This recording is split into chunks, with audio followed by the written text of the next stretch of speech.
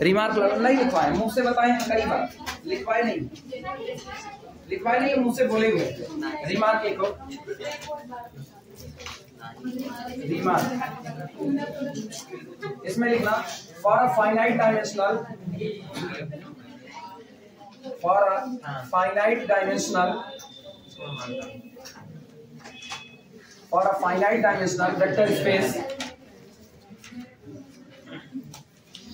Vector space V over F। अगर आपका vector space finite dimension का है तो उस finite dimensional vector space V over F के लिए for a finite dimensional vector space V over F, dimension of W is equal to, W कौन होगा? W आपके vector space V over F का कोई सब स्पेस होगा। Dimension of W is equal to dimension of V, आपके main vector space की dimension, minus number of independent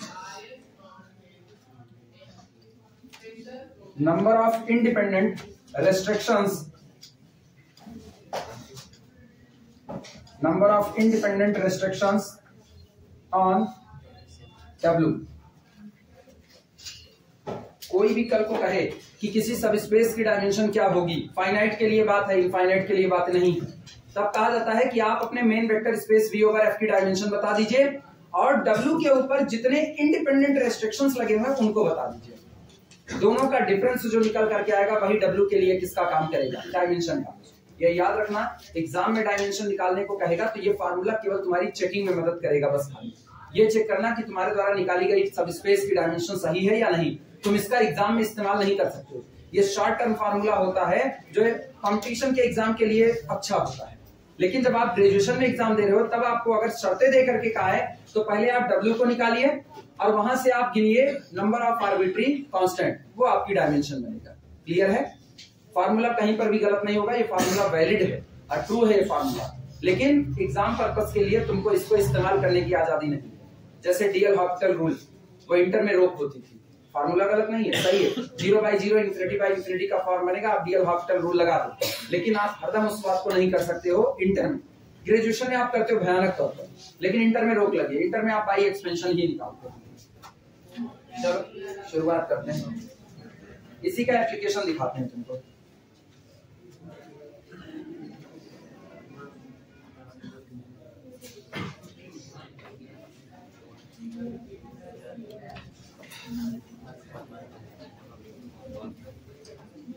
हटाया जाए इसको, ये हटाए।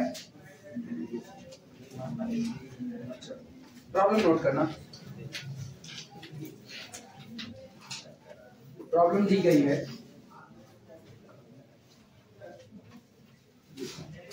let W1 and W2 be the subspaces of R4. Let W1 and W2 be the subspaces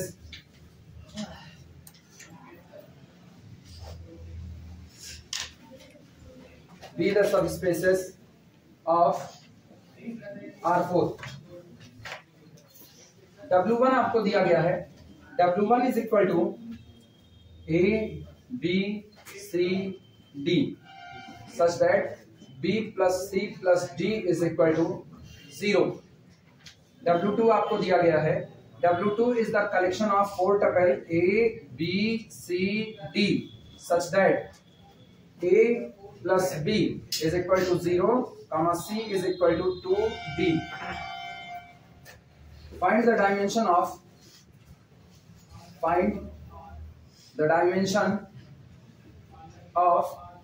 W1, W2 and W1 intersection W2। Find the dimension of W1, W2 and W1 intersection W2। Vector space साफ पता है, vector space कौन है? कोई देख के बता सकता है? R4।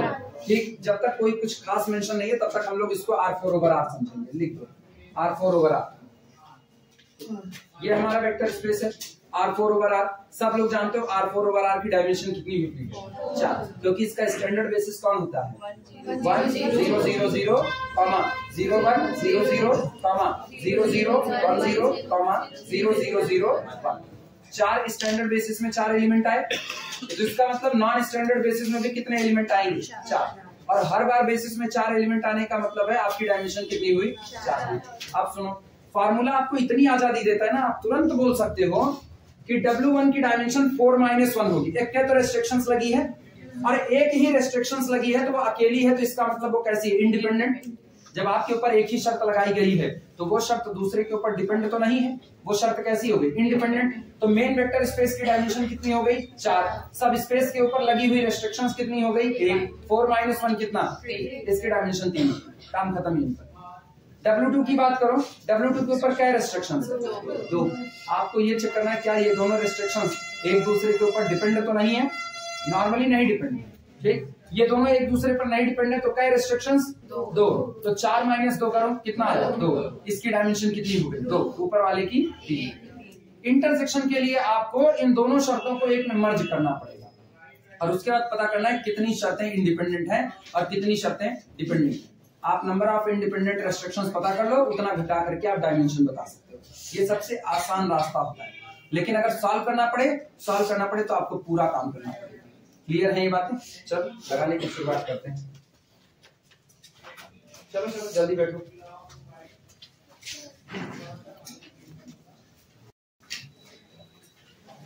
लेट आने वाली आदत छोड़ो धीमे-धीमे ना, नहीं ठंडी होगी और लेट करोगे हम अपनी क्लास छोटी कर लेंगे। हाँ, डायलेशन हो जाएगा मेरे बहुत ज्यादा देर नहीं लगी डायलेशन में। सुनो, फॉर्मूले से सीखे, फॉर्मूले से 4 डायमेंशन वेक्टर स्पेस की, एक restriction 4-1 that is equal to 3। इसकी डायमेंशन 3 आएगी। विदाउट फार्मूला सीखो, without formula. W1 is equal to collection, लिखना कुछ मत, केवल अभी सीखो, is the collection of A B C D such that B + C + D is equal to कितना हो गया? 0। यानी आप इनके अंदर उन्हीं को लाओगे, आप इसके अंदर में उन्हीं को लेकर के आओगे जिनके लिए B + C + D is equal to कितना आएगा? 0 आएगा। क्लियर हुआ? अब ये बताओ, सोच करके जवाब दो, इसको कैसे लिखा जाए, किस तरीके से काम करें कि हमको इसकी डायमेंशन मिलनी चाहिए? सोच करके जवाब दे सकते हो, ये तुम्हारे लेवल पर है। हाँ, कोफिशिएंट 1 ले लें? नहीं, उससे फायदा नहीं, ये शर्त लगी हुई है, इस शर्त को भी तो देखना है।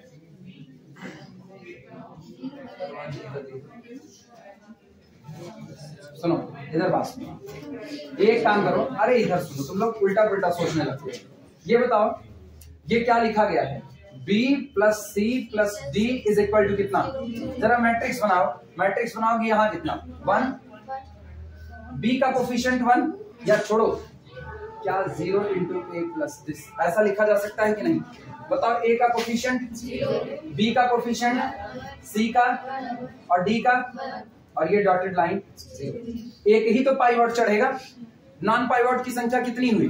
3। नॉन पाइवट 3 हुए, इसका मतलब आपके 3 वेरिएबल कैसे बन गए? फ्री। 3 वेरिएबल फ्री बनने का मतलब है आपकी डायमेंशन कितनी हो गई?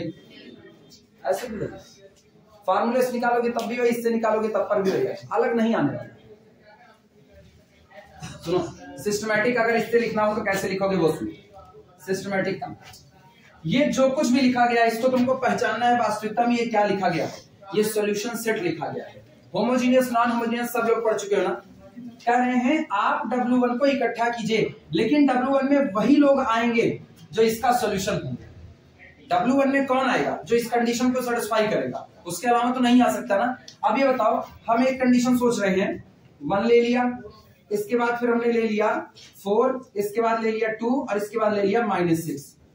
रख करके देखो क्या इसको सेटिस्फाई कर रहा है कि नहीं। एक की तो जरूरत ही नहीं है, ये तो चाहे जो हम उसको खुली छूट है। ठीक, 4 रखो और यहाँ 2 रखो, 4 2 6 और -6 बराबर कितना? 0। इसका मतलब ये जो आपको कोऑर्डिनेट आया ये इस इक्वेशन को सेटिस्फाई कर रहा है, और उसको अगर सेटिस्फाई कर रहा है तो किसका मेंबर हुआ? W1 का। इस इक्वेशन को सेटिस्फाई करने के बाद हुआ ना, तो इसका मतलब जो इक्वेशन को सेटिस्फाई करता है वो कौन होता है? सॉल्यूशन फॉर दैट इक्वेशन होता है। ये सॉल्यूशन है, सॉल्यूशन इसका हिस्सा हो गया। अब की बार सोच करके जवाब देना। 1 3 5 2 क्या ये सेटिस्फाई कर रहा है? नहीं। इसने इक्वेशन को सेटिस्फाई नहीं किया, तो क्या ये इक्वेशन का सॉल्यूशन है? नहीं। ये W1 में नहीं गया। इनका अब की बात सुनना, 3 4 8 -12 सेटिस्फाई किया? कर गया। तो इसका मतलब ये W1 का हिस्सा हो गया। सोचो आप हर बार W1 में किसको डाल रहे हो? जो इस इक्वेशन को सेटिस्फाई कर रहा है। तो क्या ये कहने में कोई गुरेज है कि W1 is the collection of all solution of this equation? इस इक्वेशन का जो भी सॉल्यूशन होगा वो किसके पास होगा? W1 के पास। इतने तो बात हुई। तो आपको कुल मिला करके इस लिखे गए लीनियर सिस्टम ऑफ इक्वेशन का सॉल्यूशन फाइंड आउट करना है। इसका सॉल्यूशन याद करो, हम कहते किसी होमोजीनियस का सॉल्यूशन सेट नल स्पेस बनाता है। याद आया? एक दिन वर्डिंग बोले थे इसी क्लास में, होमोजीनियस का सॉल्यूशन सेट क्या बनाता है? Null space. नल स्पेस उन लोगों की दुनिया होती है जिनकी इमेज दूसरी तरफ केवल कहां बनेगी? 0 पर बनेगी। तो कुल मिला करके W1 is the null space, और हमको उस नल स्पेस की क्या निकालनी है? डायमेंशन। उसकी डायमेंशन निकालने का मतलब हम इसी क्लास में बोले हुए हैं कि अगर आपको नल स्पेस की डायमेंशन निकालनी है, वो डायमेंशन कुछ और नहीं, नॉन पाइवट कॉलम की संख्या होती है। याद आया?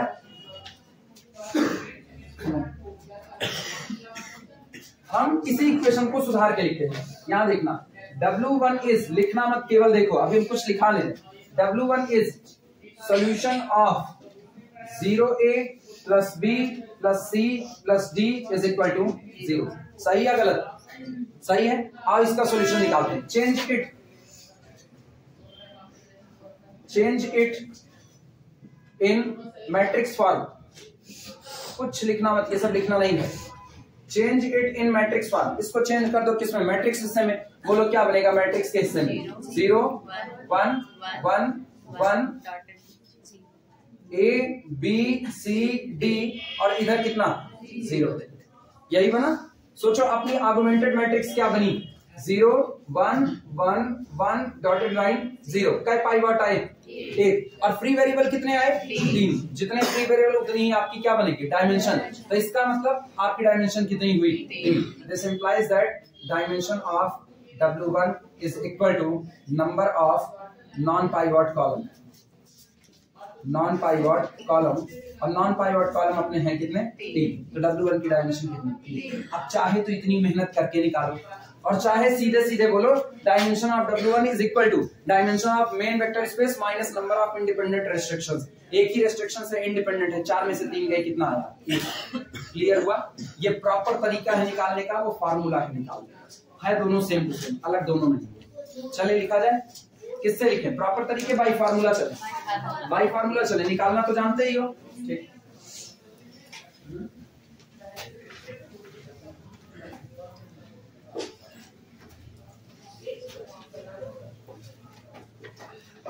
सॉल्यूशन देखना। Dimension of W1 is equal to dimension of R4/R minus number of independent restrictions. तुम लोग पूरा लिख देना, मैं से शॉर्ट में लिख रहे हैं। Independent restrictions on W1 is equal to 4 - 1 that is equal to 3। पता है उस प्रॉपर तरीके की जरूरत तब आपको पड़ती ना। अगर हम तुमसे कहते थे बेसिस निकालो, तब तुमको जरूरत पड़ती, तब तुमको उसका बेसिस निकालना पड़ता, और बेसिस निकालने के बाद ही बता पाते कि अब इसकी डायमेंशन कितनी होने वाली, तब बेसिस निकालते। हाँ, इंडिपेंडेंट की संख्या गिन करके बता देते। नॉन पाइवट की संख्या कितनी है? 3, तो डायमेंशन 3। तो इसका मतलब कुल कितने कॉलम टूटते? 3। एक टूटता A के लिए, दूसरा C के लिए, तीसरा D के लिए। ये तो पाइवट, वो B पाइवट हो गया था। याद करो 0 1 1 1 यही तो था, जिसमें 1 जो बैठा था वो किसके पास था? B के पास। तो B आपका बेसिक वेरिएबल था। पता नहीं बरबरा रहे कितना समझ में आ रहा है अपने को। तो यही लग रहा है कि मतलब अब इतना कुछ बताने के बाद कुछ विजुअलाइजेशन होने लगेगा। बाकी तो जो लोग गोला मारते हो, जितनी गैपिंग मारते हो, उस हिसाब से तुम लोगों को भगवान मालिक होगा। कुछ भी हो सकता है ना। हैलोजन पार्टिकल होगा और कुछ नहीं। सजान से पूछना, बताएंगे हैलोजन पार्टिकल। लाइए हम नहीं बताएंगे। गणित वालों का हैलोजन पार्टिकल अलग होता है।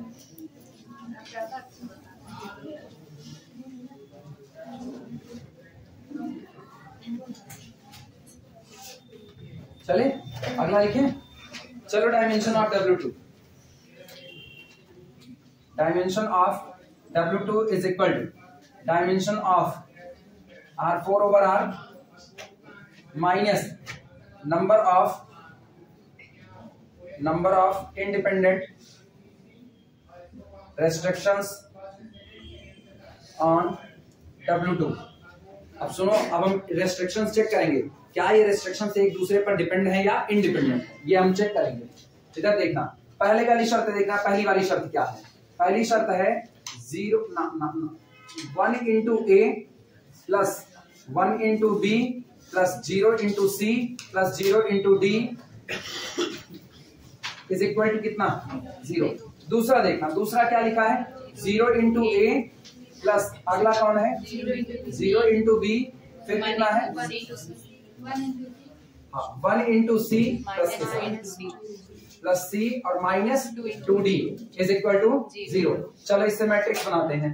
मैट्रिक्स बनेगी तो कितना आएगा? पहला कॉलम 1 0, दूसरा कॉलम 1 0, तीसरा कॉलम 0 1 और चौथा 0 माइनस। बस बात खत्म। किधर गौर कर, दो रो बनी, पहली रो पहली शर्त से, दूसरी रो दूसरी शर्त से, पहली रो के भी पास पाइवट, दूसरे के भी पास पाइवट, इंडिपेंडेंट। इसका मतलब दोनों शर्तें एक दूसरे से कैसी हैं? इंडिपेंडेंट है। तो नंबर ऑफ इंडिपेंडेंट रेस्ट्रिक्शंस कितना आया? 2 आया। यानी कि this is equal to dimension of R4 over R कितना? 4, that is equal to corner पर दिखाना। हाँ हाँ, कौन सी? ये दूसरी वाली, ये वाली। अरे सुनो सुनो, C बराबर 2D था। एक लीनियर सिस्टम ऑफ इक्वेशन अपने अंदर में सारे वेरिएबल सेम रखता है, तो ये दोनों एक साथ लिखे गए हैं। कहा जा रहा है कि W2 में वो आएगा जो इनको और इनको दोनों को सेटिस्फाई करे। W2 में केवल वही लोग आएंगे जो पहले इक्वेशन को भी सेटिस्फाई करें और दूसरे को भी। इसका मतलब W2 में वो आएगा जो इस लिखे गए सिस्टम ऑफ इक्वेशन को क्या करे? सेटिस्फाई। तो सोचो सिस्टम ऑफ इक्वेशन पहले से क्या बना? A प्लस एरिया 51 इधर है ना, पहला बन रहा है A plus B is equal to कितना? 0। अब दूसरा इक्वेशन क्या बन रहा है? C बराबर कितना? 2D। लेकिन हम इसको मैट्रिक्स में ऐसे नहीं लिख सकते, हमको इसको सुधारना पड़ेगा। तो ये बताओ, अब दोनों सिस्टम, ये दोनों इक्वेशन मिला के एक सिस्टम बना। आप जानते हो कि सिस्टम में अलग अलग वेरिएबल नहीं हो सकते। इसका मतलब इसमें भी A और B आया होगा, इसमें भी C और D आया होगा, लेकिन किस कोफिशिएंट के साथ? 0, इसलिए उसको लिखा नहीं गया होगा। तो यहां पर ऊपर वाले को आप फिर से लिख दो, A प्लस बी जो नहीं है उसका कोफिशिएंट कितना? 0। तो प्लस 0C और प्लस 0D बराबर कितना? 0। इसको देखना, इसमें कौन कौन नहीं है? A और B नहीं है, तो 0A प्लस कितना? 0B और C को ऐसे ही रहने दो प्लस C और इसको इधर लाओ माइनस 2D बराबर। अब बन गया आपका सिस्टम ऑफ इक्वेशन। और W2 में वही आएगा जो इन दोनों इक्वेशंस को एक साथ सेटिस्फाई करेगा। It means W2 is the solution of this homogeneous system. क्या इसको होमोजीनियस कहें? बराबर कितना है? 0। तो होमोजीनियस है ही है। नॉन होमोजीनियस होता तो ना सेटिस्फाई करता, नॉन होमोजीनियस होता तो वो सब स्पेस ना बनाता, तब बवाल मच जाता। पता है क्यों? पता है क्यों?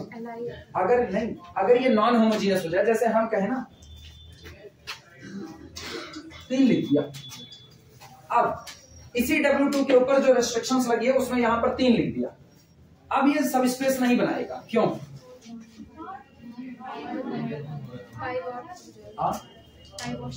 नहीं, पाइवट तो अभी भी रुक जाएगा इसी पर। अब ये सॉल्यूशन सेट जो आएगा ये आपका सब स्पेस नहीं बनाएगा। क्यों? नहीं यार, पाइवट की थ्योरी नहीं है वहां पर। सोचो, दिमाग दौड़ाओ।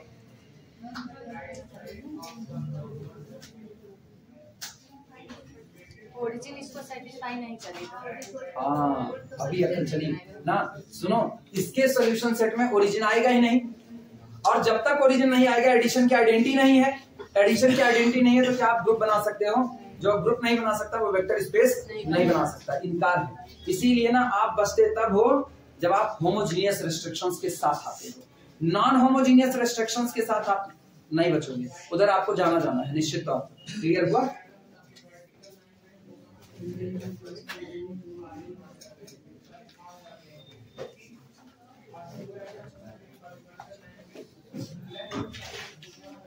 कॉर्नर पर बता देना, या इसी के नीचे ना, इसी के नीचे बता देना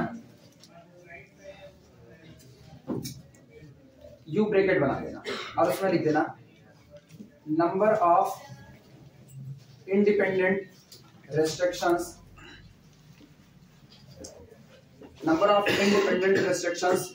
on W2 डैश। नीचे हम दिखाने चल रहे हैं जो कैलकुलेशन है वो W2 के ऊपर लगी हुई इंडिपेंडेंट रेस्ट्रिक्शंस को पता करने की है। लिख रहे हैं on W2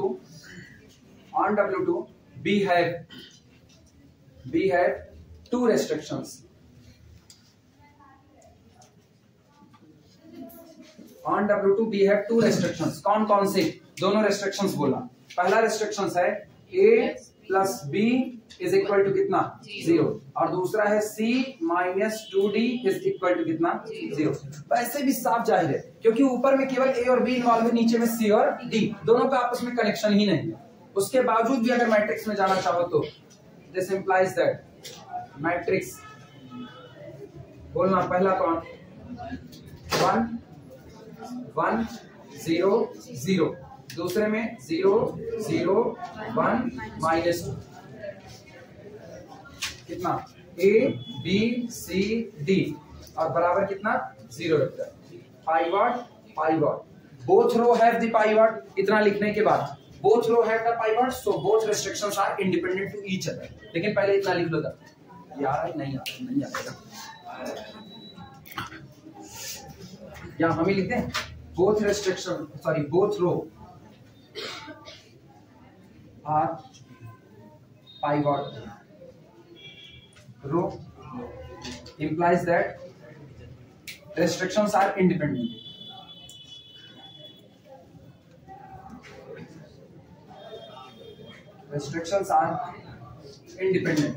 इसका मतलब दोनों ही रेस्ट्रिक्शंस कैसी हो गई हैं इंडिपेंडेंट। और इंडिपेंडेंट है तो अब आप सीधे कर दिए 4 - 2 दैट इज इक्वल टू 2।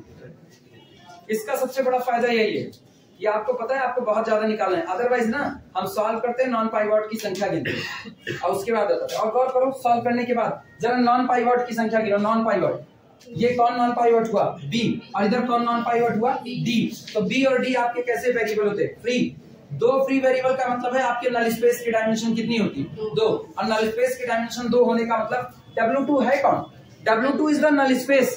ये नल स्पेस ही है क्योंकि ये अपने अंदर उन्हीं लोगों को रख रहा है जो अपनी इमेज को कहां भेज रहे हैं 0 पर भेज रहे हैं। क्लियर हुआ इस इक्वेशंस के द्वारा।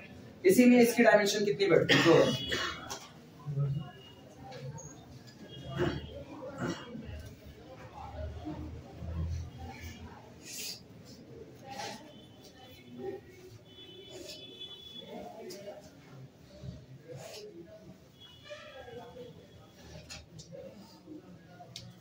अब इंटरसेक्शन में कौन जाएगा जो दोनों इक्वेशन को सेटिस्फाई करेगा। दोनों इक्वेशन का मतलब जो W1 की भी रेस्ट्रिक्शंस और W2 की भी रेस्ट्रिक्शंस को सेटिस्फाई करेगा वही इंटरसेक्शन में जाएगा। अदरवाइज कोई इंटरसेक्शन में जाने वाला नहीं है।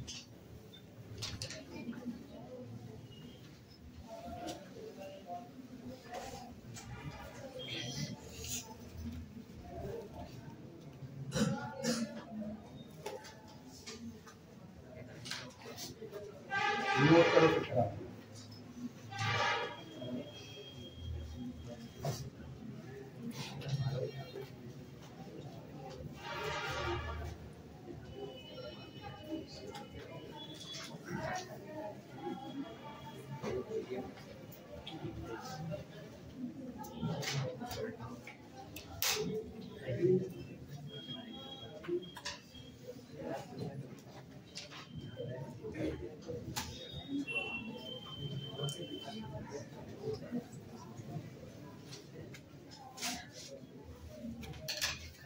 हो जाए तो बताना। Now W1 intersection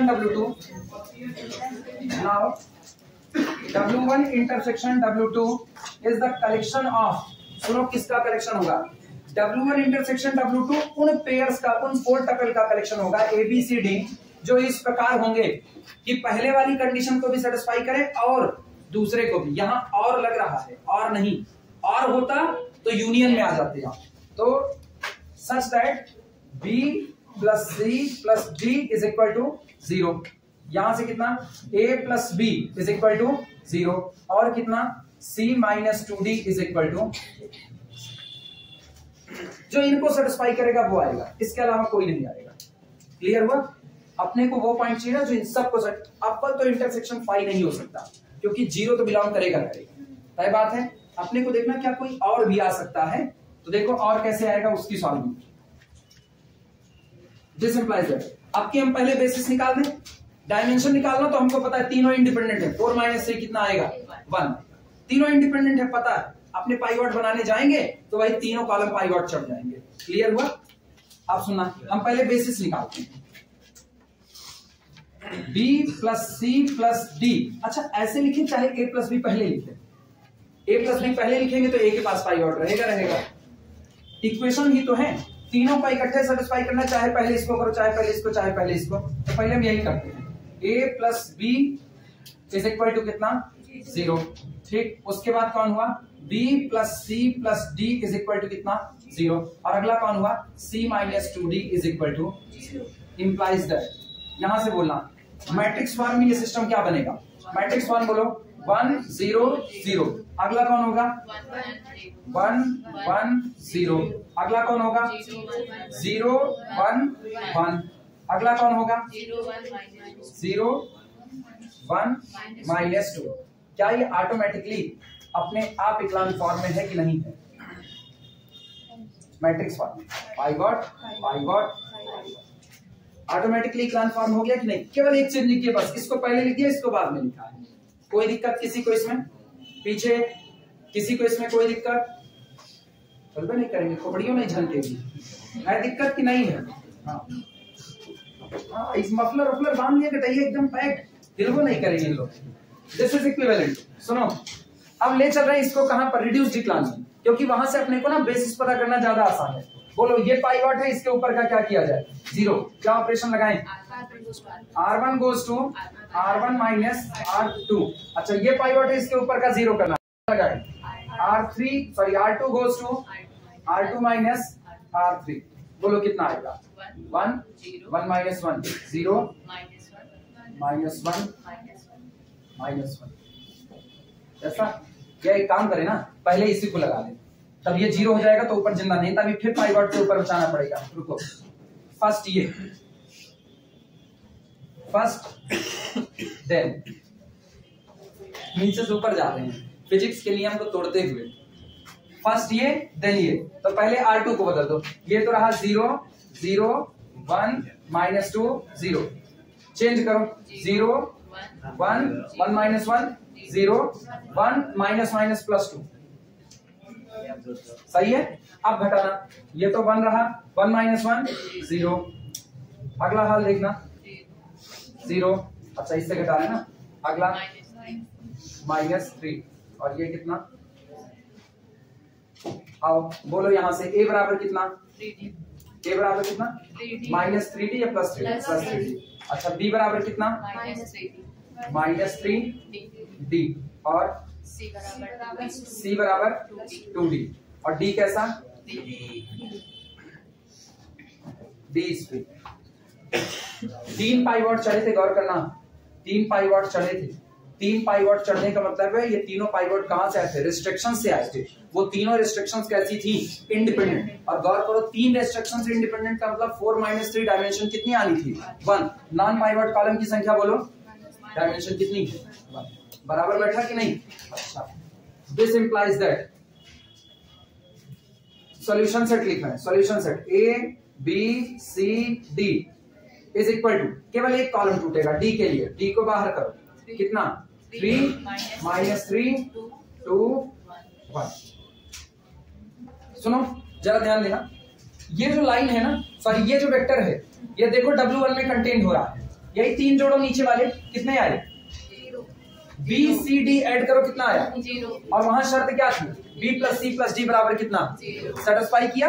अगला सुनना, इनको सेटिस्फाई करने के लिए किसको, इसको A + B, इनका जोड़ कितना आना चाहिए 0। जरा ऐड करो इन दोनों का जोड़ A और B का 0 आ रहा है, और C को D का 2 गुना होना चाहिए, C को D का 2 गुना होना चाहिए। सेटिस्फाई कर रहा है, इसका मतलब ये वो वेक्टर है ना जो उनको सेटिस्फाई कर रहा है, दोनों को, तो इसका हर मल्टीपल दोनों को सेटिस्फाई करेगा, इसीलिए ये बेसिस बना है।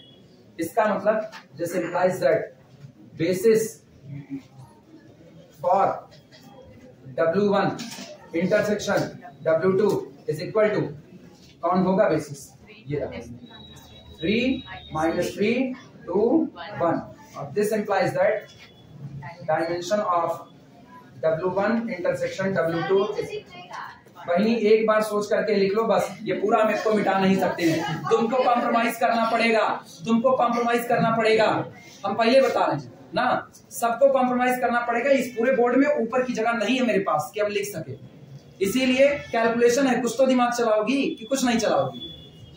क्या रो ऑपरेशन भी नहीं लगा सकती हो? सोच के बोलो, क्या रो ऑपरेशन भी नहीं लगा सकती हो? लगा सकती हो ना, तो हम रो ऑपरेशन बोल रहे हैं, तुम साथों साथ छापने के चक्कर में कैसे लिख सकती हो? जो भी साथ में छाप रहा है मेरे, वो नहीं चल सकता है ना, साथ में मत छापो, जब हम समझा रहे हैं तब तक समझो, उसके बाद अपने आप से एग्जाम में क्या मेरा बोर्ड उखाड़ के ले जाओगी तब? हाँ, तुम लोग कभी कभी तुम लोग बहुत नादानी वाली हरकत करते हो, हम खुद जान रहे नीचे नहीं दिखेगा, फिर भी अब यहाँ मजबूरी, का मिटा दे उसमें भाई, का मिटा दे, बताओ, कुछ तो कॉम्प्रोमाइज करके चलो।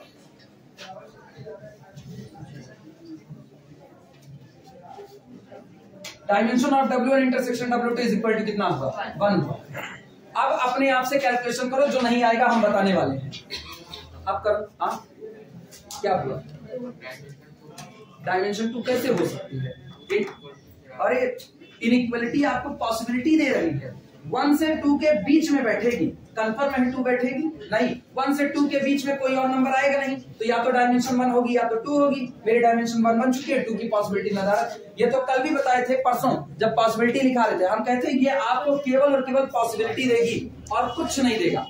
पॉसिबिलिटी ये कि आप कोई कहे ना इंटरसेक्शन 0 हो जाए, इंटरसेक्शन पाई नहीं होगा, इंटरसेक्शन सिंगलटन 0 होगा, सिंगलटन 0 होगा तो डायमेंशन 0 हो सकती है, लेकिन आज डायमेंशन 0 होने से भी इनकार किसने किया? इनइक्वालिटी ने इनकार किया। इनइक्वालिटी आपको साफ सुथरा बता दी कि या तो 1 होगी या तो 2 होगी और कुछ नहीं। अब देखो 2 नहीं मिली, क्या मिली? 1। जिसको कैलकुलेशन में दिक्कत है वो हमसे पूछे। इस बोर्ड पे बड़ी दिक्कत है ना, उधर चमक रहा है, उधर लिखेंगे तब नहीं दिखता, अदरवाइज मेरे पास ये एरिया तो है ही लिखने के लिए, हम तो लिख दें ऊपर, फिर बवाल है, तुम लोग बाद में यही वीडियो देखोगे, कहोगे वहां दिखता नहीं है।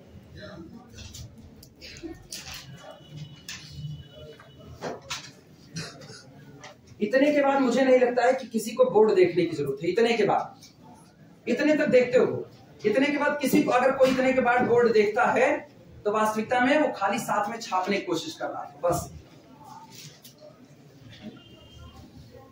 इतने के बाद तुम उस चैप्टर में हो ना जिसको हम खूब घोड़ करके पिलाएंगे, खाली तुमको रो पाइवट कॉलम बनाना है बस, और कुछ नहीं करना। लास्ट में वही तो सॉल्यूशन लिखे हैं, वही कॉलम तोड़े हैं, सब सेम। अब कोई मुझसे कहना इंटरसेक्शन का आप मेंबर तैयार करो, इंटरसेक्शन का मेंबर, हम इसी का मल्टीपल तैयार करेंगे बस, इसका मल्टीपल तैयार करो। हर मेंबर किसमें है? इंटरसेक्शन में। हर मेंबर किसमें है? इंटरसेक्शन में। पता है क्यों? क्योंकि ये vector, this vector can be written as the linear combination of W1 basis and this vector can be written as the linear combination of W2 basis. ये दोनों से बनाया जा सकता है, इसीलिए ये इंटरसेक्शन में बनाया। क्लियर है बातें? नोट करो पूरा इत्मीनान से, हम रुके हुए हैं। सुनो, ये तो तुमने पूरा कैलकुलेट करके निकाला, पूरा कैलकुलेट करके डायमेंशन कितनी आई? 1 आई। अब सुनो, बाई फार्मूला, ये दूसरे के उठाए, दूसरे के by formula dimension of W1 intersection W2 is equal to, बोलो बाई फार्मूला कैसा होगा? Dimension of R4 over R minus number of independent restrictions is equal to कितना? 4 - 3 दैट इज इक्वल टू 1। जब डायमेंशन निकालने की पूछता है तो ये बहुत आसान है, लेकिन डायमेंशन 5 नंबर में निकालने की पूछ रहा है ना, तो तय मान करके चलो वो 5 नंबर में आपसे बाकायदा बेसिस की डिमांड करता है, अनायास नहीं मांगा, अदरवाइज वो 1 नंबर में जानता है ये चीजें होती हैं, उसी में लिख दो in short by formula, in short by formula, जमाना शॉर्ट का है ना, रील शॉर्ट टिकी टाका टिकटॉक शैली।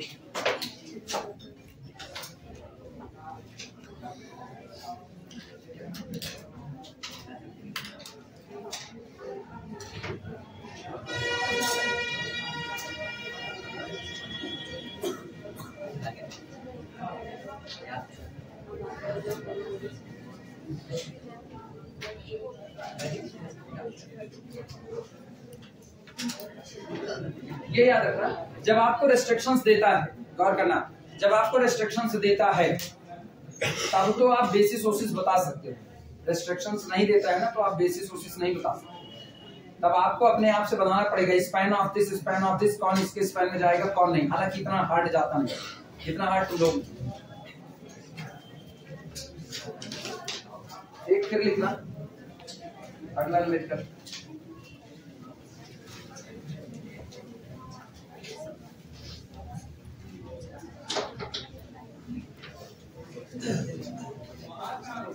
ठीक तो हाँ जरा, अच्छा हो गया मेरा टाइम कितने हैं? अच्छा आज 9:30 तक ही हैं, ठीक फिर रोक।